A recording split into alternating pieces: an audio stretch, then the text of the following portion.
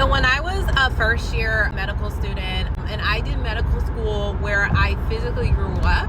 So I am someone who grew up in Hartford County, Connecticut. So I went to the University of Connecticut School of Medicine to get my MD. So I literally went to medical school in my backyard. That is not very common for a lot of physicians, especially a lot of Black physicians. They tend to not train where they grew up.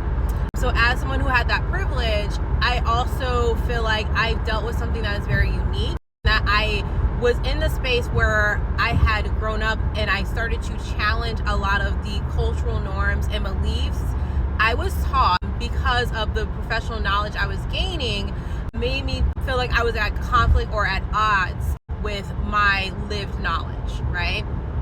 So giving that background, when I was a first year medical student, we had a course that was mostly case conference based. So and it was more about ethical cases. So the case that we had was a family was bringing in a 91-year-old woman who was coming in after having a cardiac arrest, and the family told them that the woman is full code. Now, the question that my preceptors, one of them was a pediatric surgeon, the other one was, I think, a psychiatrist. I feel like that's what they were. I can't remember too well about their professions.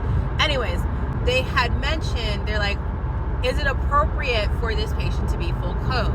Now, to just give you context on my background, I have a very much mixed ethnic background. So I am, on my maternal side, Caribbean and African American. On my father's side, I am Southern Black American. So on my paternal side, my grandmother and both my grandparents, because they came from the same area, are from the very deep South in Alabama. Now, I'm not talking about Alabama like Mobile. I'm not talking about Huntsville. I'm talking about the parts of Alabama you cannot find on the map. Like the nearest city, like it's like you can't find their town on the map. You can only find the nearest city to where they are from on the map.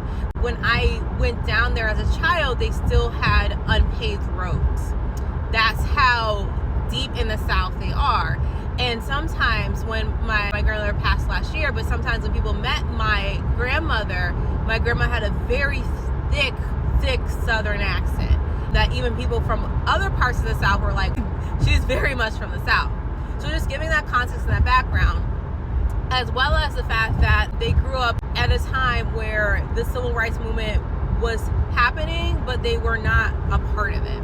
So their interactions with the world and the system made them have different or specific cultural norms and cultural